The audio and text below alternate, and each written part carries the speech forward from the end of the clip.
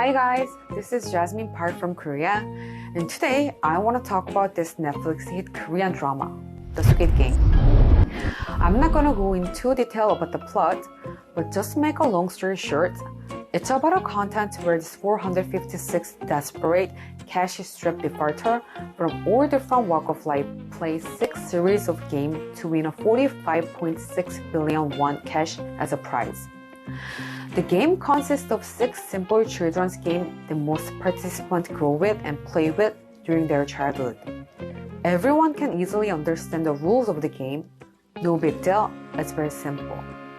But they have to risk their lives for this easy, simple child game. If you lose the game, you're dead. To me, it's just survival horror genre about deadly high-stakes game that seems so grotesque and unrealistic. Very cruel and ultraviolet, yet received universal critical acclaim and became most popular series on Netflix. It ranks number 1 on Netflix top 10 list in 94 countries, and now more than 100 million accounts watch this. But if you guys already watch it, okay, it's different from the other ordinary horror or thriller survivor game series, but it's not like a whole new genre, and quality-wise, I'm sure there's a tons of other contents that are very entertaining, extremely well-made, and highly acclaimed for its quality. So then why and how it could gain exponential worldwide interest and popularity? If you guys Google it, you guys can find many reasons easily though. Of course, great casting. Each character has their own stories that can arouse our emotions and perform their characters very well.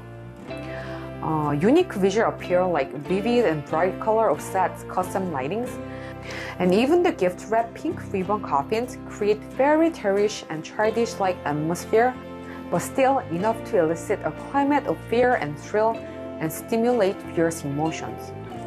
That's one different thing about the Squid Game from the other original survivor drama. Even rhythmical music that seems not to really match with the cool scenes break prejudice that this kind of movie requires scary sounds or music in order to create viewers' fear, tension, and anxiety. And the 6 games are simple enough to understand, make viewers concentrate more into the games without using too much brain. Also, as you guys already feel it, with the boom of K-pop, K-drama, and other Korean contents, the Squid Game is also blowing up on social media rapidly. I think this is really big part. People on the Twitter, YouTube, TikTok, Instagram are imitating characters or games and talking about it everywhere. Not just SNS platforms, but the TV, magazines, and other mass media report about the Squid Game and its popularity as hot news. How this relates to our psychology? It can cause FOMO paradox, fear of missing out. You feel regret, worry, or anxiety from not knowing or missing out something that others know or do it. And for sure, tremendous posts about Squid Game on SNS affect people who want to avoid FOMO and make all of them to watch it. And most importantly, a stroke of luck, of course. But I want to focus on psychological aspect, how it enables viewers from different countries and cultures to feel connected with characters and make them to like it. In my perspective, the premise of the series seems too far-fetched, yet portray the reality of what is happening in this extremely competitive world and illuminate the psychological impulse we're experiencing within this problematic society. I think it's the biggest appealing point to people all over the world. When you see the movie, there are keywords that you guys can see. Financial inequality, fierce competition, wealth disparity, social injustice. It's obvious it portrays the society we live now. The socio-economic disparity between the rich and poor is prevalent and widening on a worldwide scale. Literally, the cutthroat competition for survival in the age of globalization makes winner takes all, like the Squid Game. How hard the poor people work, it's impossible to reach to the point where the rich people are. They fight for their lives and not to lose their loved ones.